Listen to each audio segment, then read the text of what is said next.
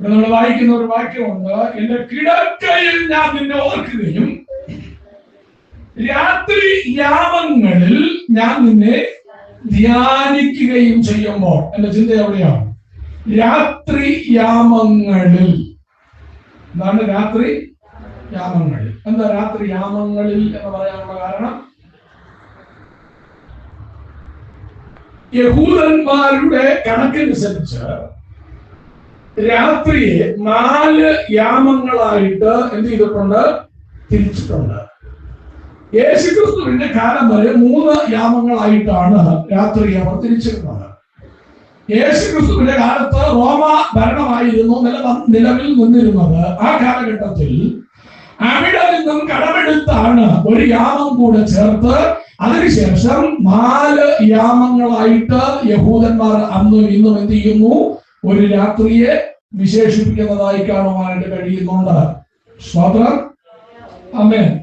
നമുക്ക് ആ യാമങ്ങളെ കുറിച്ച് യേശു കർത്താവ് മർക്കോസ് എഴുതിയ സുവിശേഷം 13-ാം അധ്യായത്തിന്റെ 35-ാമത്തെ വാക്യത്തിൽ യേശു കർത്താവ് അത് പ്രസ്താവിക്കപ്പെട്ടിട്ടുണ്ട്. അത് വായിക്കാം. മർക്കോസ് 13:35. യജമാനൻ സന്ധ്യയ്ക്കോ അർദ്ധരാത്രിക്കോ കോഴി കൂകുന്ന നേരത്തോ രാവിലെയോ എപ്പോൾ വരുമെന്ന് അറിയായിക കൊണ്ട് മതി. സ്വതന്ത്രം. അവിടെ യേശു കർത്താവ് പറയുന്ന ചില പ്രസ്താവനകൾ എന്തൊക്കെയാണ്? ഒന്നുകൂടെ വായിച്ച്.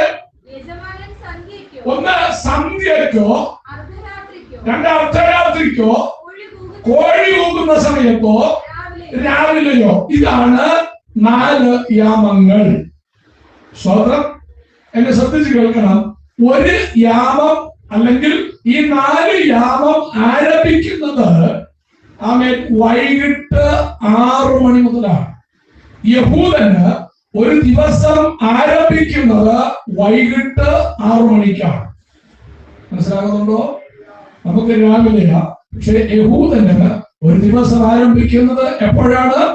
വൈകിട്ട് 6 മണി മുതലാണ്. അങ്ങനെയാണെങ്കിൽ അവൻ സന്ധ്യയ്ക്ക് എന്ന് പറയുന്ന ഒന്നാമത്തെ യാമം അത് 6 മണി മുതൽ 9 മണി വരെയുള്ള സമയമാണ്. ഒന്നാമത്തെ യാമം എത്ര മണി മുതൽ എത്ര മണി വരെയാണ്? 6 മണി മുതൽ 9 മണി വരെയുള്ള സമയം. അത് ഒന്നാം യാമം. അതാണ് യേശു ഇവിടെ പറഞ്ഞത് സന്ധ്യയ്ക്കോ. അടുത്തത് രണ്ടാം യാമം. രണ്ടാം യാമം എന്ന് പറയുന്നത് 9 മണി മുതൽ 12 മണി വരെയുള്ള സമയം. അതാണ് അർദ്ധരാത്രി എന്ന് അവിടെ രേഖപ്പെടുത്തിയിരിക്കുന്നത്. അർദ്ധരാത്രി അത് എത്രാമത്തെ യാമമാണ്? രണ്ടാമത്തെ യാമമാണ്. അപ്പോൾ ഒന്നാമത്തെ യാമം ആരെ ശ്രദ്ധിക്കുന്നുണ്ടോ? ഒന്നാമത്തെ യാമം എത്ര മണി മുതൽ എത്ര മണി വരെയാ? 6 മുതൽ 9 വരെ. അത് സന്ധ്യ അല്ലെങ്കിൽ ഒന്നാം യാമം. രണ്ടാമത്തെ യാമം 9 മണി മുതൽ 12 മണി വരെ അല്ലെ? അത് അർദ്ധരാത്രി അല്ലെങ്കിൽ രണ്ടാം യാമം. ഇനി മൂന്നാമത്തെ യാമം 12 മണി മുതൽ രാവിലെ വെളുപ്പിന് 3 മണി വരെയുള്ള സമയമാണ് മൂന്നാമത്തെ യാമം അല്ലെങ്കിൽ കോഴി കൂകുന്ന സമയം. മനസ്സിലാകുന്നുണ്ടോ നിങ്ങൾക്ക്? നമ്മൾ യാമങ്ങളെ കുറിച്ചൊക്കെ ഇങ്ങനെ കേട്ടിട്ടുണ്ട്, പക്ഷേ നമുക്ക് ഇതിന്റെ കാര്യങ്ങളൊന്നും അറിയത്തില്ല. അതുകൊണ്ടാണ് ഞാൻ ഇങ്ങനെ പറഞ്ഞു തരുന്നത്. മൂന്നാമത്തെ യാമം കോഴി കൂകുന്ന യാമം. ഞാനിപ്പോ ചോദിക്കുന്നു നിങ്ങളോട്, കോഴി കൂകുന്ന യാമം എത്ര മണി മുതൽ എത്ര മണി വരെ? 12 മണി മുതൽ 3 മണി വരെ. അപ്പൊ എത്ര യാമമായി? ഇനി നാലാമത്തെ യാമം എപ്പോഴാ? നാലാമത്തെ യാമം അതിൽ രാവിലെ എന്ന് നമുക്ക് അവിടെ കാണുവാൻ കഴിയും. നാലാമത്തെ യാമം 3 മണി മുതൽ 6 മണി വരെയുള്ള യാമമാണ്. എത്രാമത്തെ യാമം? മൂന്നാമത്തെ യാമം എത്ര മണി മുതൽ എത്ര മണി വരെ? മൂന്നാമത്തെ യാമം 12 മണി മുതൽ 3 മണി വരെ. അപ്പോ ഒന്നാമത്തെ യാമം വൈകിട്ട് 6 മുതൽ 9 വരെ സന്ധ്യ അല്ലെ, അല്ലെങ്കിൽ ഒന്നാമത്തെ യാമം. രണ്ടാമത്തെ യാമം 9 മണി മുതൽ 12 മണി വരെ അല്ലെ, അർദ്ധരാത്രി എന്നാണ് നമുക്ക് അവിടെ കാണാൻ കഴിയുന്നത്. മൂന്നാമത്തെ യാമം 12 മണി മുതൽ 3 മണി വരെ കോഴി കൂകുന്ന സമയം. ഈ സമയത്താണ് കോഴി കൂകുന്നത്. മനസ്സിലാകുന്നുണ്ടോ? പിന്നെ ചില കോഴികൾ ആ സമയത്തിനൊന്നും കൂവുകയില്ല. പത്രോസിന്റെ കോഴി സമയത്തിന് കൂവി എന്നാ വായിക്കുന്നത്. ഇന്നത്തെ കോഴികളൊന്നും സമയത്തിന് കൂകാറില്ല. അത് നിൽക്കേണ്ട വിഷയമല്ല. അപ്പൊ 4ാമത്തെ യാമം 3 മണി മുതൽ രാവിലെ 6 മണി വരെയാണ്. നമുക്ക് അതിനെ കുറിച്ച് ചെറിയൊരു വിശദീകരണം. സ്വന്തം യഹൂദന്മാർ 1-ാം യാമത്തിന് 6 മുതൽ 9 മണി വരെയുള്ള ഈ 1-ാം യാമത്തിന് യഹൂദന്മാർ മനുഷ്യരുടെ യാമം അല്ലെങ്കിൽ മനുഷ്യന്റെ സമയം എന്നാണ് യഹൂദന്മാർ അതിനെ വിശേഷിപ്പിക്കുന്നത്. മനുഷ്യന്റെ യാമം എന്താണ് അതിന്റെ പ്രത്യേകത എന്ന് പറയാം. യഹൂദന്മാർ അങ്ങനെയാണ് 1-ാം യാമത്തിന് കൊടുത്തിരിക്കുന്നത്, മനുഷ്യന്റെ യാമം. എന്നെ ശ്രദ്ധിച്ചോളാം, മനുഷ്യന്റെ യാമം. അതിന്റെ പ്രത്യേകത സകല മനുഷ്യരും ജോലിക്കും മറ്റു കാര്യങ്ങൾക്കൊക്കെ പോയിട്ട് വീട് വന്നണയുന്ന സമയമാണ് ഈ 6 മണി മുതൽ 9 മണി വരെയുള്ള സമയം. മനസ്സിലായോ നിങ്ങൾക്ക്? ഈ സമയം 6 മണി മുതൽ 9, ഈ സമയത്ത് നടക്കേണ്ടുന്ന ചില കാര്യങ്ങളുണ്ട്. എന്തൊക്കെയാണെന്നറിയാമോ? കുടുംബ പ്രാർത്ഥന നടക്കുന്ന സമയം, ദൈവത്തെ സ്തുതിച്ചാരാധിക്കേണ്ട സമയം, പിന്നെന്താ അത്താഴം കഴിക്കുന്ന സമയം, പിന്നെന്താ അപ്പനും മക്കളും ഭാര്യ ഭർത്താവും എല്ലാം കൂടെ ഒന്നിച്ചിരുന്ന് അവയെ കൊച്ചുവർത്തമാനങ്ങളൊക്കെ പറയുന്ന സമയമാണ്. ഏത് സമയം? ഈ 1-ാം യാമം 6 മുതൽ 9 വരെ. കേൾക്കുന്നുണ്ടോ കോഴി? 1-ാം യാമം എന്തിനുള്ള സമയമാണ്? കുടുംബ പ്രാർത്ഥന നടത്തേണ്ട സമയം, ദൈവത്തെ സ്തുതിച്ചാരാധിക്കേണ്ട സമയം, പിന്നെ അത്താഴം കഴിക്കേണ്ട സമയം, പിന്നെ എല്ലാവരും കൂടെ ഒരുമിച്ചിരുന്ന് കൊച്ചുവർത്തമാനം കൊതിയെന്ന് പറയാനല്ല, അവരുടെ കുടുംബ ജീവിതത്തിന്റെ അഭിവൃദ്ധിക്ക് പ്രയോജനപ്പെടുന്ന നല്ല കാര്യങ്ങൾ പറഞ്ഞ് ചിന്തിച്ച് പോകുന്ന സമയമാണ് 1-ാമത്തെ യാമം. എന്നാൽ ഇന്ന് നോക്കില്ല, യഹൂദന്മാർ ഈ യാമത്തെ പ്രാർത്ഥനയ്ക്കും ആരാധനയ്ക്കും ആത്മീകമായ കാര്യാദികൾക്കു വേണ്ടി 1-ാം യാമം ഉപയോഗിച്ചിരുന്നു. അവർ അതിനെ വേർതിരിച്ചിരുന്നു. എന്നാൽ ഇന്ന് ആ യാമത്തിൽ നടക്കുന്നതായ ചില കാര്യങ്ങളെ കുറിച്ച് ഞാൻ നിങ്ങളെ ഓർപ്പിക്കുവാൻ താല്പര്യപ്പെടുകയാണ്. ഇന്ന് പല കുടുംബങ്ങളിലും കുടുംബ സമാധാനം നശിക്കുന്ന സമയമാണ് 6 മണി മുതൽ 9 മണി വരെ.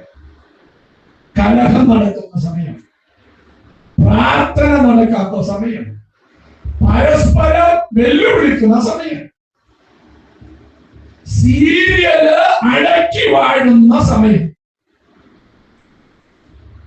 ശ്രദ്ധിച്ച് മനസ്സിലാക്കണം. ദാവീദ് പറയുന്നു, രാത്രിയാമങ്ങളിൽ ഞാൻ നിന്നെ ധ്യാനിക്കുന്നു. രാത്രിയാമങ്ങൾ 4 യാമങ്ങളിലും. അപ്പൊ 1-ാമത്തെ യാമം മനുഷ്യന്റെ യാമം അല്ലേ? അവിടെ നമ്മൾ എന്തൊക്കെ ചെയ്യണം? ദൈവത്തെ സ്തുതിക്കണം, ദൈവത്തെ ആരാധിക്കണം, ദൈവത്തിന് മഹത്വം എടുക്കണം, അത്താഴം കഴിക്കണം. ഇന്ന് അത് മാറി. ഇന്ന് ആമെ കണ്ടതും കേട്ടതുമായി വഴക്കുകളായി, ആമെ വെല്ലുവിളികളായി, വളരെ സമാധാനമില്ലാത്തൊരവസ്ഥയായി, മദ്യപാനത്തിന്റെ സമയമായി അത് മാറിക്കഴിഞ്ഞിരിക്കുന്നു അല്ലേ? സ്തോത്രം. പല ദുർസ്വഭാവങ്ങളും അടിമയായിരിക്കുന്ന തലമുറകൾ അല്ലേ? ആമേ സ്തോത്രം. ആമേ മൊബൈലും മറ്റു കാര്യങ്ങളൊക്കെ പിടിച്ച് ആരാധനയ്ക്കും പ്രാർത്ഥനയ്ക്കുമുള്ള സമയങ്ങൾ നഷ്ടപ്പെടുത്തി 1-ാമത്തെ യാമം ആമേ നമ്മുടെ ജീവിതത്തോടുള്ള ബന്ധത്തിൽ അത് പരാജയമടയുമ്പോൾ ആമേ സ്തോത്രം, അതിന്റെ പരാജയത്തിന്റെ കണക്കുകൾ നമ്മുടെ ജീവിതത്തിൽ ഉണ്ടാകുമെന്നുള്ള കാര്യം മറന്നു പോകരുത്. ഇതാണ് 1-ാമത്തെ യാമം. സ്തോത്രം. 1-ാമത്തെ യാമം എന്തിനു വേണ്ടിയുള്ളതാണ്? കുടുംബ പ്രാർത്ഥന, കുടുംബ പ്രാർത്ഥന, അത്താഴം കഴിക്കുക, ദൈവത്തെ ആരാധിക്കുക, ഒരുമിച്ചുള്ള സന്തോഷങ്ങൾ ഷെയർ ചെയ്യാനുള്ള സമയം. ഇനി 2-ാമത്തെ യാമം. 2-ാമത്തെ യാമം എത്രയാ സമയം? 9 മണി മുതൽ 12 മണി വരെയുള്ള സമയമാണ്. സ്തോത്രം. ഇത് മൃഗങ്ങളുടെ സമയം എന്നാണ് അറിയപ്പെടുന്നത്. ഈ യാമം എങ്ങനെയാണ് യഹൂദന്മാർ വിശേഷിപ്പിക്കുന്നത്? മൃഗങ്ങളുടെ സമയം. എന്താ അർത്ഥമാക്കുന്നത്? ഈ സമയത്ത് യഹൂദന്മാർ അവരുടെ കോട്ടവാതിലുകളൊക്കെ അടയ്ക്കും. അടച്ചതിന് ശേഷം ഈ സമയത്ത് എന്ത് ചെയ്യാറില്ല? ആരും പുറത്തേക്ക് ഇറങ്ങാറില്ല. കാരണം ഈ സമയമാണ് മൃഗങ്ങൾ എന്ത് ചെയ്യുന്നത്? ആഹാരം തേടിയിറങ്ങുന്ന സമയം. മനസ്സിലാകുന്നുണ്ടോ നിങ്ങൾക്ക്? ഈ സമയത്താണ് എന്ത് ചെയ്യുന്നത്? ആമേൻ. ആരും പുറത്തിറങ്ങാൻ പാടില്ല. സ്തോത്രം. എന്നാൽ ഈ സമയം മൃഗത്തിന്റെ സമയമാണ്. എന്നാൽ ഇന്ന് ഈ സമയം മനുഷ്യൻ മൃഗങ്ങളായി മാറുന്ന സമയമായി മാറിക്കൊണ്ടിരിക്കുകയാണ്. സ്തോത്രം. ഹല്ലേലൂയ. അല്ലേ? മനുഷ്യൻ മൃഗങ്ങളായി മാറുന്ന സമയം ഈ സമയമാണ്. ആമേൻ. സ്തോത്രം. പല വീടിനകത്തും അടി നടക്കുന്ന സമയം. മാത്യാവിച്ച് ആദ്യത്തെ യാമത്തിൽ മാത്യാവിക്ക് ഒരു പരിമോഹം, രണ്ടാമത്തെ യാമത്തിലേക്ക് വരുമ്പോൾ അതിൻ്റെതായ ലഹരിയുടെ ആഴങ്ങളിലേക്ക് വരും. പിന്നെ മനുഷ്യൻ മഠമാകുന്നു. ആർക്കും ആരെയും തിരിച്ചറിഞ്ഞൂടാ, ആർക്കും ആരോട് സ്നേഹമില്ല. കടിച്ചു കയറുന്ന ചെന്നായെ പോലെ, ആകെ സ്തോത്രം, കടിച്ചു കയറുന്ന സിംഹം പോലെ, ആകെ പുള്ളിപ്പുലിയെ പോലെ, ഒട്ടകപ്പക്ഷിയെ പോലെ, ആകെ സ്തോത്രം, പലരും മൃഗങ്ങളായി മാറുന്ന ആകെ ഒരു സമയം. ആകെ അതാണ് രണ്ടാമത്തെ യാമം എന്നുള്ളത് മറക്കരുത്. ദുർനടപ്പുകളിലേക്ക് മനുഷ്യൻ ബന്ധപ്പെടുന്ന സമയം ഈ സമയമാണ് എന്നുള്ളത് അവൻ മറന്നു പോകരുത്.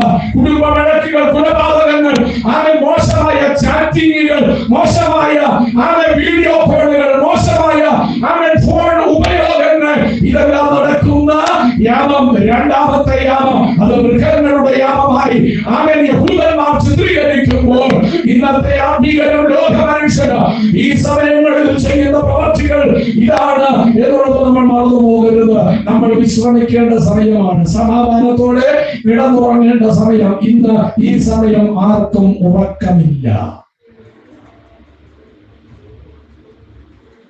അതൊന്നും ശരിയാണോ? ആണോ? അതുകൊണ്ടാണ് അവസാന യാമം കഴിഞ്ഞെഴുന്നേൽക്കുന്നത്. സ്തോത്രം. മനുഷ്യൻ മൃഗമായി മാറുന്നു. അല്ലേ? എന്തെല്ലാം സംഭവങ്ങള്, കൊലപാതകങ്ങൾ അരങ്ങേറുന്ന സമയമാണ് ഈ സമയം. അല്ലേ? ഒളിച്ചിരുന്ന് കൊല്ലുന്നു, വീടാക്രമിക്കുന്നു, എന്തെല്ലാം പരിപാടികൾ നടക്കുന്ന സമയമാണ് ഈ സമയം. സ്തോത്രം. അതാണ് രണ്ടാമത്തെ യാമം. അപ്പോൾ ഒന്നാമത്തെ യാമം ആമേൻ മനുഷ്യന്റെ സമയം, അല്ലെങ്കിൽ മനുഷ്യന്റെ യാമം. രണ്ടാമത്തേത് മൃഗങ്ങളുടെ യാമം. ഇനി മൂന്നാമത്തെ യാമം നമുക്ക് ചിന്തിക്കാം. ആമേൻ. സ്തോത്രം. മൂന്നാമത്തെ യാമം 12 മണി മുതൽ 3 മണി വരെയുള്ള സമയമാണ് മൂന്നാമത്തെ യാമം. എത്ര സമയമാണ്? 12 മണി മുതൽ 3 മണി വരെയുള്ള സമയം. ഇത് യഹൂദന്മാർ പ്രത്യേകിച്ച് പിശാചിന്റെ സമയം എന്നാണ് ഈ യാമത്തിന് അവർ കൊടുത്തിരിക്കുന്നത്. പിശാചിന്റെ സമയം. അതുകൊണ്ടാണ് ഈ 3-ാം യാമത്തിന്റെ ഒടുവിൽ 4-ാം യാമത്തിലും ഇതിന്റെ രണ്ടിന്റെയും ഇടയ്ക്ക് യേശു കടലിൽ കൂടെ നടന്നു വരുന്നത് കണ്ടപ്പോൾ ശിഷ്യന്മാർ പറഞ്ഞത് ഭൂതം വരുന്നു. വായിച്ചിട്ടുണ്ടോ നിങ്ങള്?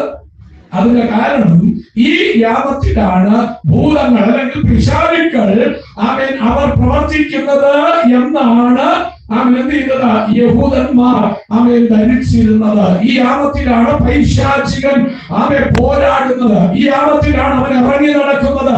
ഈ യാമത്തിലാണ് അവൻ എന്ത് ചെയ്യുന്നത്? അവന്റെ പ്രവർത്തികൾ ചെയ്യുന്നത്.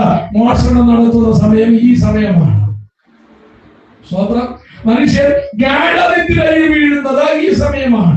മനുഷ്യനെ സ്വപ്നലോകത്ത് കൊണ്ട് വലയ്ക്കുന്നത് ഈ യാമത്തിലാണ്. ഈ യാമത്തിലാണ് സാധാരണയായി മനുഷ്യ സ്വപ്നങ്ങളൊക്കെ കാണുന്നത്. മനസ്സിലാകുന്നുണ്ടോ നിങ്ങൾക്ക്? ദൈവത്തിന് സ്തോത്രം ചെയ്യാമോ? ഹല്ലേലൂയ. ഒന്നുകൂടെ പറഞ്ഞാൽ ഈ സമയമാണ്, ഈ മൂന്നാമത്തെ യാമത്തിന്റെ ഈ സമയത്തിലാണ് സാത്താന്യ ആരാധനകൾ അരങ്ങേറുന്നത്. മനസ്സിലാകുന്നുണ്ടോ നിങ്ങൾക്ക്? സ്തോത്രം. ഇതാണ് മൂന്നാമത്തെ യാമം. ഇനി വേഗത്തിൽ 4-ാമത്തെ യാമം ചിന്തിച്ച് പ്രാർത്ഥിക്കുവാൻ കർത്താവിൽ താല്പര്യപ്പെടുകയാണ്. 4-ാമത്തെ യാമം 3 മണി മുതൽ 6 മണി വരെയുള്ള സമയമാണ്. എത്രാമത്തെ യാമം? 4-ാമത്തെ യാമം. സ്തോത്രം. ഈ 4-ാമത്തെ യാമം ദൈവത്തിന്റെ യാമം എന്നാണ് അറിയപ്പെടുന്നത്. അപ്പൊ 1-ാമത്തെ യാമം എന്താണ്? സമയം 6 മുതൽ 9 വരെ. ആരുടെ സമയം? മനുഷ്യന്റെ. അടുത്ത 9 മുതൽ 2-ാമത്തെ യാമം. ഇത് ആരുടെയാ? മൃഗങ്ങളുടെ. 3-ാമത്തെ യാമം 12 മുതൽ 3 വരെ. ഇത് ആരുടെ യാമമാണ്? പിശാചിന്റെ. മോഷണങ്ങള് ഈ സമയത്തൊക്കെയാണ് ഈ പെരുമരണങ്ങളൊക്കെ സംഭവിക്കുന്നത്. സ്തോത്രം. ആൾക്കാരൊക്കെ കിടന്നുറങ്ങി രാവിലെ ആയപ്പോ മരിച്ചു കിടന്നു നമ്മൾ കേൾക്കാറുണ്ട്. ഈ സമയങ്ങളിലാണ് എന്ത് ചെയ്യുന്നത്? ഇങ്ങനെയുള്ള സംഭവങ്ങളൊക്കെ നടക്കുന്നത്. അതുകൊണ്ടാണ് സാത്താന്റെ യാമം എന്ന് പറയുന്നത്. സാത്താൻ പോരാടി നിൽക്കുന്ന സമയം. നാലാമത്തെ യാമം എന്ന് പറയുന്നത് അവൻ സാത്താൻ പോരാടി അതിന്റെ മൂർധന്യ അവസ്ഥയിൽ നിൽക്കുന്ന സമയമാണ് നാലാമത്തെ യാമം. അതാണ് 3 മണി മുതൽ 6 മണി വരെ. എന്നാൽ അവൻ ഒരു ദൈവ പൈതലിനെ സംബന്ധിച്ചിടത്തോളം ഈ യാമം അതിപ്രാധാന്യതയർഹിക്കുന്ന ഒരു യാമമാണ്. മനസ്സിലായോ? ഒന്നുകൂടെ പറഞ്ഞാൽ, പ്രാർത്ഥിക്കുന്ന ഒരു ദൈവ പൈതലിന് പ്രാർത്ഥിക്കുവാൻ പറ്റിയ ഏറ്റവും ശ്രേഷ്ഠമായ സമയം ഏതെന്ന് ചോദിച്ചാൽ 3 മണി മുതലുള്ള സമയമാണ്. നാലാമത്തെ യാമമാണ്. ഒരു സ്വതന്ത്രം പറയാം. മനസ്സിലാകുന്നു നിങ്ങൾക്ക്? ദൈവത്തിന്റെ ഇടപെടലുകൾ അനുഭവിച്ചറിയാൻ കഴിയുന്ന സമയമാണ് നാലാമത്തെ യാമം. സ്വതന്ത്രം. നമ്മുടെ പ്രാർത്ഥനകൾ ദൈവത്തോട് ഏറ്റവും വേഗതയിൽ ദൈവത്തിന്റെ അടുക്കൽ എത്തിക്കുവാൻ കഴിയുന്ന ഒരു സമയമാണ് നാലാമത്തെ യാമം. അതുകൊണ്ട് നാലാമത്തെ യാമം പ്രാർത്ഥനയ്ക്ക് വേണ്ടി ഒരുങ്ങുവാനുള്ള സമയമാണ് എന്ന് പകൽക്കാലം ഞാൻ നിങ്ങളെ പഠിപ്പിക്കുകയാണ്. സ്വതന്ത്രം. ഏറ്റവും കൂടുതൽ പ്രാർത്ഥിക്കുവാൻ പറ്റിയ സമയം ഈ നാലാമത്തെ യാമമാണെന്നുള്ള കാര്യം മറക്കരുത്. ഈ സമയത്താണ് ദൈവം ചില ദൈവിക രഹസ്യങ്ങളെ ദൈവം നമുക്ക് എന്ത് ചെയ്യുന്നത്? വെളിപ്പെടുത്തി തരുന്നത്. ഈ സമയമാണ് ദൈവിക ദർശനങ്ങൾ തരുന്നത്. ഈ സമയം നമ്മൾ ഒരു വിധത്തിൽ അല്ലെങ്കിൽ ഏതെങ്കിലും ഒരു തരത്തിൽ നമ്മൾ ഉണരാറുണ്ട് എന്നുള്ള കാര്യം മറക്കരുത്. ഈ 3 മണി എന്നുള്ള സമയത്തിന്റെ അകത്ത് എപ്പോഴും നമ്മൾ ഉണരാത്തവരാരുമില്ല. പക്ഷെ ഉണരുമ്പോൾ ഒരു കാര്യം ഓർക്കണം, ദൈവം തന്നെ ഉണർത്തിയതാണെന്ന് തിരിച്ചറിയണം. സ്വതന്ത്രം. മനസ്സിലാകുന്നുണ്ടോ? ഒന്നുകിൽ ഉറക്കം ശരിയാകില്ല, അല്ലെങ്കിൽ എന്തെങ്കിലും ഒരു സ്വപ്നം കണ്ട് നമ്മൾ ഞെട്ടിയാണ് എഴുന്നേൽക്കും. ഇതെല്ലാം ദൈവം നിന്നെ ഉണർത്തുന്നതാ. എന്തിനറിയാമോ? അങ്ങനെ നീയും നിന്റെ ദൈവവുമായിട്ട് അവൻ സംസാരിക്കുവാനുള്ള സമയം ഇതാ. ഈ സമയത്ത് പ്രാർത്ഥിച്ച അവൻ 10 മടങ്ങ് പ്രതിഫലം നിന്റെ കരങ്ങളിൽ എത്തുവാനിടയാകും. ഈ സമയം സ്വാഗതം ചെയ്ത, ഈ സമയം ആരാധിച്ച, ഈ സമയം പ്രാർത്ഥിച്ച അവൻ അതിനകത്ത് ദൈവത്തിന്റെ പ്രവൃത്തിയെ അവൻ ദൈവത്തിന്റെ ജീവിതത്തിൽ പകർന്നു വരുവാനിടയാകും. അവൻ മുടങ്ങിക്കിടക്കുന്ന വിഷയങ്ങൾ, പരാജയപ്പെട്ടതായ വിഷയങ്ങൾ, പരാജയപ്പെട്ട് കിടക്കുന്ന വിഷയങ്ങൾ, അസാധ്യമായി കിടക്കുന്ന വിഷയങ്ങൾ, ലഭിക്കില്ല എന്ന് ചിന്തിച്ചു പോയ വിഷയങ്ങൾ ഇത് പകൽക്കാലം നിങ്ങളോട് പറയാം. നാലാമത്തെ യാമം 3 മണി മുതൽ ഉണർന്ന് എഴുന്നേറ്റ ദൈവമായിട്ടുള്ള ബന്ധത്തിൽ പ്രാർത്ഥിക്കാൻ തയ്യാറായ അതിനെ തടയാൻ ഒരു അന്ധകാര ശക്തിക്ക് കഴിയുകയില്ല എന്നത് പകൽക്കാലം ആത്മാവിൽ ആലോചനയുടെ കാര്യങ്ങളെ തട്ടി ദൈവത്തിൽ സ്വാഗതം ചെയ്യാം.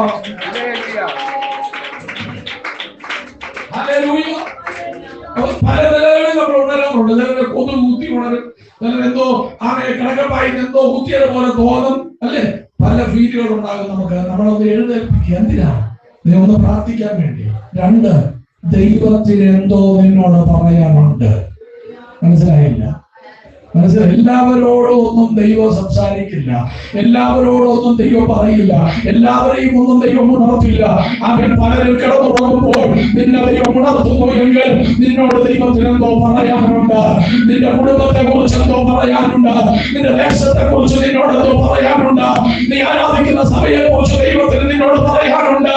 ഇന്ന് പകൽക്കാലം അവഗണിക്കരുത്. ദൈവം നിന്നെ എഴുന്നേൽപ്പിക്കുമ്പോ നീ അവഗണിക്കരുത്. ആ സമയത്തെ എഴുന്നേറ്റ് മുഴക്കാലുകളെ ഇന്ന് പകൽക്കാലം നിങ്ങളോട് ആഹ്വാനം ചെയ്യുകയാ. ഈ പ്രാർത്ഥനയ്ക്ക് മറുപടിയുണ്ട്, ഈ പ്രാർത്ഥനയ്ക്ക് വിടുതലുണ്ട്, ഈ പ്രാർത്ഥനയുടെ മറുപടിയെ തടയാൻ, വിടുതലിനെ തടയാൻ ആർക്കുമേ സാധ്യമല്ല. അവൻ നമ്മളോട് പ്രാർത്ഥിക്കുന്നവരായി മാറുക. ഈ പ്രാർത്ഥനയ്ക്ക് ദൈവത്തിന് ചില സന്ദേശങ്ങൾ നമ്മളോട് പറയാനുണ്ട്. മനസ്സിലാക്കുന്നത്? എല്ലാവരെയും ദൈവം ഉണർത്താറില്ല. ദൈവഹിതത്തോടെ ജീവിക്കുന്ന, ദൈവത്തിന് പ്രിയപ്പെട്ട, ദൈവത്തിന് ഇഷ്ടപ്പെട്ടവരെ മാത്രമേ ദൈവം ഉണർത്തുള്ളൂ. അതുകൊണ്ട് നീ എഴുന്നേൽക്കുമ്പോൾ കെട്ടിയോട് കിടന്ന് കൂട്ടം വിളിച്ച് ഉറങ്ങുന്നെങ്കിൽ അവിടെ കിടന്ന് ഉറങ്ങട്ടെ. ഉണരുന്ന നിങ്ങൾക്ക് ദൈവത്തോട് ഇടപെടുവാൻ നാലാമത്തെ യാമം ദൈവിക വിടുതലിന്റെ സമയമാണ്. ഹല്ലേലൂയ. ആമേൻ. ഒരു ദിവസത്തിൽ ഏറ്റവും അധികം ദൈവം പ്രവർത്തിക്കുന്ന വിടുതൽ നടക്കുന്ന സമയം. ആമേൻ. സ്വർഗ്ഗത്തിലെ ദൂതന്മാർ ഇറങ്ങി വരുന്ന സമയം എന്തിനെന്നറിയാമോ? ആമേൻ. സ്തോത്രം. ആമേൻ. മൂന്നാമത്തെ യാമത്തിൽ രംഗപ്രവേശനം ചെയ്ത സാധാരണ ശക്തികളോട് പടപൊരുതുവാൻ ഇറങ്ങി വരുന്ന സമയമാണ് നാലാമത്തെ യാമം. ആമേൻ. സാത്താൻ തോൽക്കുന്ന സമയം, പിശാച് പരാജയപ്പെടുന്ന സമയം. പ്രാർത്ഥിക്കുവാൻ നിനക്ക് കഴിയണം, ആരാധിക്കുവാൻ നിനക്ക് കഴിയണം. ദൈവത്തിന് സ്തോത്രം എന്ന യാഗം അർപ്പിക്കുവാൻ നീ മറന്നു പോകരുത്. ഉറക്കം വരുന്നെങ്കിൽ സ്തോത്രം പറയാൻ നീ തളരരുത്. ആ ഇടവിടാതെ സ്തോത്രത്തിൽ ജാഗരിച്ചുകൊണ്ട് ദൈവമുഖം അന്വേഷിക്കുന്ന ദൈവ പൈതലേ, അതിരാവിലെ ദൈവത്തിന്റെ മഹത്വത്തിന്റെ മേൽ വെളിപ്പെടുവാനുള്ള യാഗം അങ്ങ് ദൈവത്തിന്റെ മേൽ അത്ഭുതങ്ങളെ ചെയ്യും. സ്തോത്രം. എപ്പോഴും പറയും, സ്തോത്രം ചെയ്യുന്നതിൽ നമ്മൾ എന്ത് ചെയ്യരുത്? അടുത്തു പോകരുത്. ദൈവത്തിന് നല്ല സ്തോത്രം കൊടുക്കണം. ദൈവത്തിന് എങ്ങനെയുള്ള സ്തോത്രം കൊടുക്കണം? ഊനമുള്ള സ്തോത്രം കൊടുക്കരുത്. ദൈവം സ്തോത്രത്തിന് എന്ത് പാടില്ല? ഊനം പാടില്ല. സ്തോത്രം എന്ന് തന്നെ പറയണം, അല്ലേ? ചില വല്ല സ്വാതന്ത്ര്യം സ്വാതന്ത്ര്യം സ്വാതന്ത്ര്യം സ്വാതന്ത്ര്യം സ്വാതന്ത്ര്യം മുമ്പ് ഇരിക്കുന്നവന്റെ മുഴുവൻ സൂപ്പർ കളിക്കും. ആർക്കോ സ്വാതന്ത്ര്യം സ്വാതന്ത്ര്യം ആസ്വാദം സ്വാതന്ത്ര്യം സ്വാതന്ത്ര്യം കണക്ക് കൊടുക്കേണ്ടി വരും. സ്തോത്രം ഒരു യാഗമാണ്. നീ ദൈവത്തിനാണ് ആ യാഗം കഴിക്കുന്നത്. സ്തോത്രം എന്ന യാഗം അർപ്പിക്കുന്നവൻ ദൈവത്തെ മഹത്വപ്പെടുത്തുന്നു. ദൈവത്തിന് അർപ്പിക്കുന്ന സ്തോത്രം എന്ന യാഗത്തിന് ഊനം പാടില്ല. ഊനമില്ലാത്ത യാഗമായിരിക്കണം നിന്റെ അതരാർപ്പണം എന്ന സ്തോത്രയാഗം, അല്ലേ? അതുകൊണ്ട് സ്വാതന്ത്ര്യം സ്വാതന്ത്ര്യം സ്വാതന്ത്ര്യം ആർക്ക് വേണ്ടി സ്വാതന്ത്ര്യം സ്വാതന്ത്ര്യം സ്വാതന്ത്ര്യം ഇങ്ങനെയെന്ന് പറയരുത്. സ്തോത്രം എന്ന് പറയുന്നു.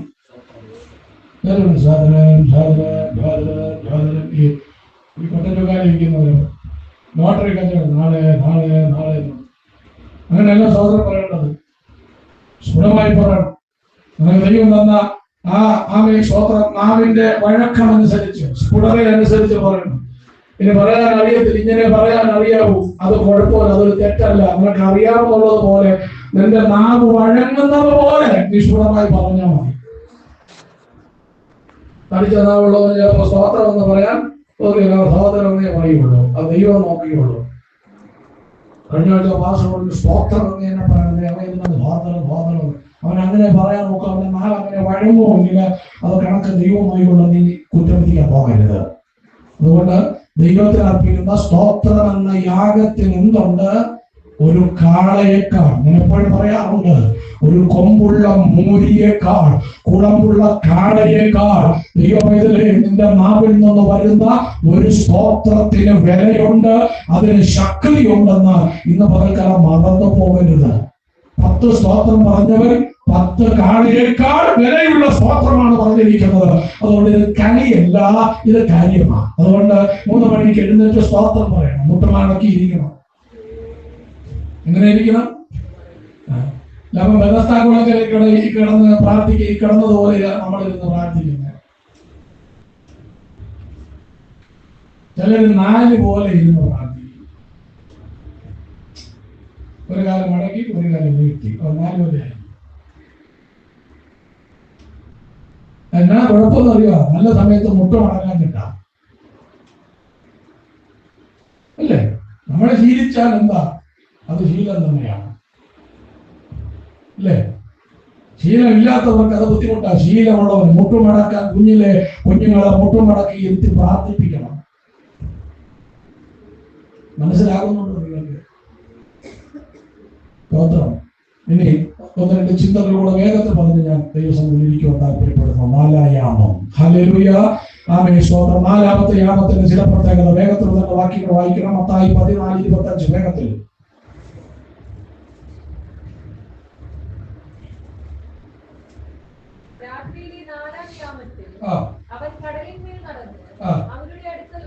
നാലാം യാമത്തിൽ അവൻ കടലിന്മേൽ നടന്ന് അവരുടെ അടുക്കൽ വന്നു. ആരുടെ അടുക്കൽ?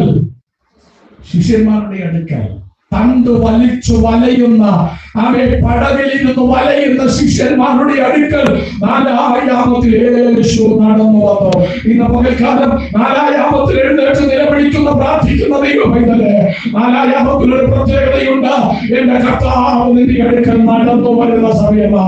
നീ തകർച്ച അനുഭവിച്ചു, വേദന അനുഭവിച്ച നിലയിലാക്കയത്തിൽ താഴുകൊണ്ട് നിലവിളിക്കുമ്പോ എന്ത് ചെയ്യണമെന്നറിയാതെ ഭാരത്തോട് തകർന്ന മനസ്സോടെ ഞങ്ങൾ നശിച്ചു പോകുന്നു എന്ന് പറഞ്ഞ് നിലവിളിക്കുമ്പോ നീ അറിയാതെ നിന്റെ അടുക്കലേക്ക് നടന്നു വരുന്ന ഒരു ആത്മമണവാളനുണ്ട്.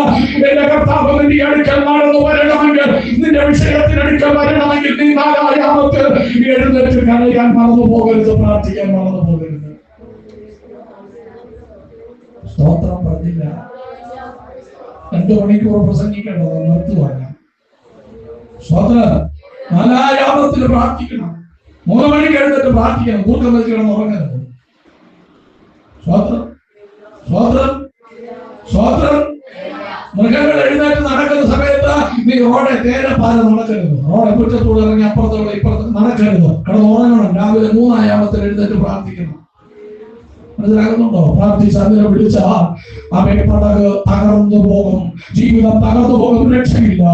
അവയെ കൈവിട്ടു പോകുമെന്ന ചിന്തയിൽ ഭാരത്തോട് അയ്യോ എന്ന് പറഞ്ഞ് നിലവിളിക്കുന്നതിനെ ശിഷ്യന്മാർ അവരെ കരയ്ക്ക് കൊണ്ടുവരുക, അവരുടെ പ്രശ്നത്തിന് നടുവ് ഉറപ്പിച്ചു നിർത്തുക, അവരെ ബലപ്പെടുത്തുക, കൈനീട്ടി പിടിക്കുക. ഒരു വനിത അവരുടെ അടുക്കളയിലേക്ക് നടന്നു വരികയാ. നിനക്കെതിരാകുന്ന കടലിൽ കൂടെ നടക്കുക. എന്റെ കർത്താവിന് കഴിഞ്ഞത് അവയെ നാലായാമത്തിലൂടെ നിലവിളിയായിരുന്നു. ഇന്ന് ഓർപ്പിക്കുക, നിന്റെ പ്രശ്നങ്ങളിലെ കീഴടക്കാൻ കടന്നു വരുമ്പോ ആ പ്രശ്നങ്ങളെ കീഴടക്കിക്കൊണ്ട് അതിന്റെ മുകളിലൂടെ നടന്നു വരുന്നവരുണ്ട്. നിന്റെ പടലിലേക്ക്, നിന്റെ വീട്ടിലേക്ക്, നിന്റെ തലമുറയിലേക്ക്, നിന്റെ ജീവിതത്തിലേക്ക്, നിന്റെ വിദ്യാഭ്യാസത്തിലേക്ക്, നിന്റെ ഭാവിയിലേക്ക് ഇത് പകൽക്കാലം നടന്നു വരുന്നു, നടന്നു വരുന്നു. അവരുടെ അടുക്കൽ കടന്നു വരുന്നു. ദൈവത്തിന് മഹത്വം ഉണ്ടാകട്ടെ. Thank you, Lord Jesus. Hallelujah. വായിക്കാം ഒരു വാക്യം കൂടെ. പുറപ്പാട് 14 24 25 വേഗത്തിൽ വായിക്കണം.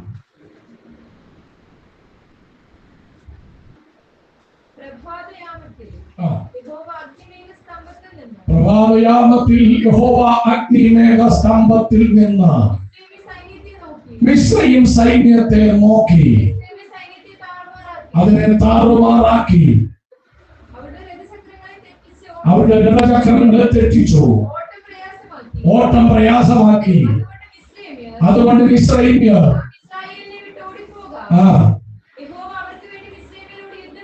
ആമേൻ. ഇന്ന് പകൽക്കാലം ഞാൻ നിങ്ങളോട് ഓർപ്പിക്കാം, നാലായാമത്തിൽ നിലവിളിക്കുന്ന ദൈവമേ, അവൻ നാലായാമത്തിൽ നിനക്ക് വേണ്ടി യുദ്ധം ചെയ്യുന്ന സമയമാണ്. അതുകൊണ്ട് മനസ്സിലാക്കാം. അവൻ ഇസ്രായേൽ പറയുക, ഇസ്രായേലിനെ പിടിക്കേണ്ട, അവരെ തൊടണ്ട, അവരെ നമുക്ക് വേണ്ട. അതുപോലെ അവരെ പിടിക്കുക, അവരെ കൊല്ലുക, അവരുടെ കൊള്ള ചെയ്യുക. ഇതെല്ലാം പ്രതീക്ഷയോടുകൂടെ അവരെ നിഗ്രഹിച്ചു കളയുക. ഇറങ്ങി പുറപ്പെട്ട ഇസ്രായേലിനെ പറയുക, ഇസ്രായേലിനെ ഇനി നമുക്ക് വേണ്ട, അവരെ വിട്ട് നമുക്ക് ഓടിപ്പോകാം. പക്ഷേ യഹോവ അവരുടെ രഥചക്രങ്ങളെ തെറ്റിച്ചു. മിശ്രമർ പറഞ്ഞു, ദൈവം അവർക്ക് വേണ്ടി യുദ്ധം ചെയ്തു. ആമേൻ. ഞാൻ വിശദീകരിക്കുന്നില്ല. നാലായാമത്തിൽ പ്രാർത്ഥിക്കുന്ന, നിലവിളിക്കുന്ന ദൈവമേ, നിനക്ക് വേണ്ടി യഹോവ യുദ്ധം ചെയ്യുന്ന സമയമാണ് നാലായാമം. ഒരു ദൂതൂടെ പറയാൻ ഒരു വാക്കുണ്ട്. അവൻ മിസ്രയീമിനെ നോക്കി, അവൻ മിസ്രയീമിനെ നോക്കി അത് താറുമാറാകുന്ന പകരം നിനക്കെതിരായി നിൽക്കുന്ന പ്രതികൂലങ്ങളെ നീ കരയുമ്പോൾ, നീ കണ്ണുനീ ഒഴുക്കുമ്പോൾ, ആരെങ്കിലും പറഞ്ഞ് നീ ഭാരപ്പെടുമ്പോ, മുൻപോട്ട് പോകാൻ കഴിയാത്ത സാഹചര്യത്തിൽ നീ വഴിമുട്ടിയവരായി നിൽക്കുമ്പോ, ഇന്ന് പകൽക്കാലം നീ കരയാൻ കണ്ണുനീരോടോ അവനെ നോക്കിയ, അവന്റെ ശത്രുവിനെ നോക്കിയ, അവൻ അത് തകർന്നു പോകും, അത് തകർന്നു പോകും, അത് ായി പോലും. ഇന്ന് പകൽക്കാലം നിനക്ക് വേണ്ടി അവർ നോക്കുന്ന ദൈവമാണ്. ദൈവത്തിന് മഹത്വം ഉണ്ടാകട്ടെ. അവൻ നോക്കി മിസ്രയീമിന്റെ സൈന്യം താറുമാറായി. എന്നാൽ അവൻ പത്രോസിനെയും ഇതേ പ്രഭാതയാമത്തിലാണ് നോക്കിയത്. അവനെ നോക്കിയപ്പോൾ അവൻ ആ ദുഃഖത്തോടെ കരഞ്ഞു മടങ്ങി വരാനിടയാണ്. മനസ്സിലാവും. അവൻ പ്രശ്നത്തിന് മേൽ നടന്നു നമ്മുടെ അടുക്കൽ വരുന്ന ദൈവം. അവൻ നമുക്ക് വേണ്ടി യുദ്ധം ചെയ്യുന്ന ദൈവം. അവൻ സ്വന്തം പ്രഭാതയാമത്തിൽ യേശു അവൻ നമുക്ക് വേണ്ടി യുദ്ധം ചെയ്യുന്നു. നാലാമതൊരു കാര്യം ഞാൻ പറഞ്ഞുവിട. ഉൽപ്പത്തി പുസ്തകം 32:24 വായിക്കുമ്പോൾ അവിടെ പ്രഭാതമാകുന്നു, ഉഷസ്സുതിക്കാറായി എന്നെ വിടുക എന്ന് പറഞ്ഞ് യാക്കോബും ആമേ സ്വന്തം ദൂതരുമാ അവൻ മല്ലു പിടിക്കുന്ന ഒരു ആമേ സ്ഥലം നമുക്ക് അവിടെ കാണുവാൻ കഴിയും. പ്രഭാതയാമത്തിൽ അവൻ പ്രാർത്ഥനയിൽ പോരാടിയപ്പോൾ ഒറ്റ വാക്കിൽ പറഞ്ഞുവിടാ. യാകുന്ന ദൈവം പറഞ്ഞ വിട്, ഉഷസ്സുതിക്കാറ. യാക്കോബ് എന്നെ അനുഗ്രഹിച്ചത് അവൻ അങ്ങനെ വിടുകയില്ല. ദൂതനോടനെ പറഞ്ഞു, ഇനി നിന്റെ പേര് യാക്കോബ് എന്നല്ല ഇസ്രായേൽ എന്നുമാണ്. ഒരു പുതിയ പേര് അവന് ലഭിച്ചു. ഹല്ലേലൂയ.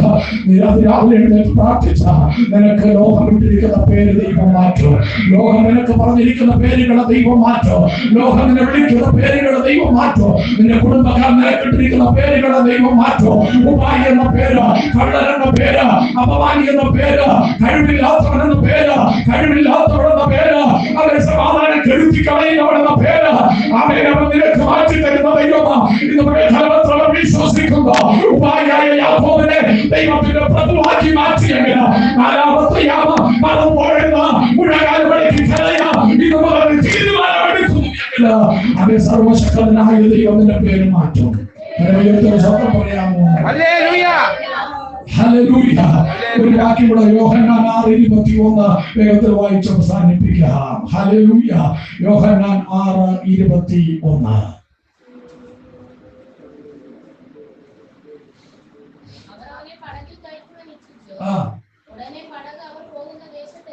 ഉടനെ പടക് അവർ പോകുന്ന ദേശത്ത് എത്തിപ്പോയി. മേളിൽ നിന്ന് വായിച്ചാൽ ഈ സംഭവം നടക്കുന്നത് നാലാമത്തെ യാമത്തിലാണ്. ഹല്ലേലൂയ.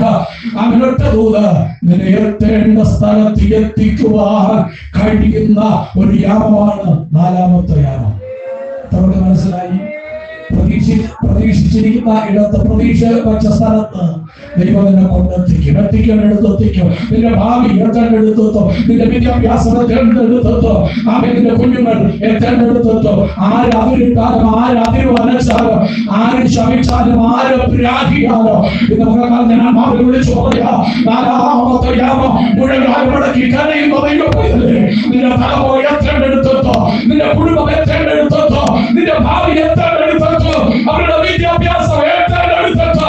ആര് തകർക്കാൻ നോക്കിയാലോ, ആര് എതിർക്കാൻ നോക്കിയാലോ, എത്ര കൊടുങ്കാറ്റുകൾ വന്നാലോ, എത്ര തിരമാലകൾ ഉയർന്നാലോ, അതിന്റെ മധ്യത്തിൽ എത്തേണ്ട സ്ഥലത്ത് അവൻ എത്തി എന്നതുപോലെ ഒരു യാമത്തിന്റെ അവസാനം ദൈവങ്ങൾക്ക് വേണ്ടി പ്രവർത്തിക്കുന്ന ദൈവമാണ്. ഹല്ലേലൂയ. ഹല്ലേലൂയ. ഞാൻ എന്റെ വാക്കുകളിലൂടെ അവസാനിപ്പിക്കുന്ന സമയത്തിന്റെ കുറവിനാണ്. ദാവീദ് പറയുന്നു, രാത്രിയാമങ്ങളിൽ ഞാൻ നിന്നെ ധ്യാനിക്കുന്നു, ഓർക്കുന്നു, ധ്യാനിക്കുന്നു. ഹല്ലേലൂയ. നാലാമത്തെ യാമം എന്തിനു വേണ്ടിയുള്ളതാണ്? പ്രാർത്ഥനയ്ക്ക് വേണ്ടിയുള്ള യാമം. ദൈവത്തോട് അടുക്കുവാൻ, തീരുമാനമെടുക്കുവാൻ, ദൈവത്തോട് കരയാൻ ഉള്ള സമയമാണ് ഈ സമയം. ഈ സമയത്താണ് ഭയങ്കര ഉറക്കം വരുന്ന സമയമാണ്. എഴുന്നേറ്റ് പ്രാർത്ഥിച്ചാൽ അത് വിടുതലാണ്, വിജയമാണ്. കണ്ണുകളെ അടയ്ക്കാമോ? ദൈവസഭയിൽ നമുക്ക് പ്രാർത്ഥിക്കാം.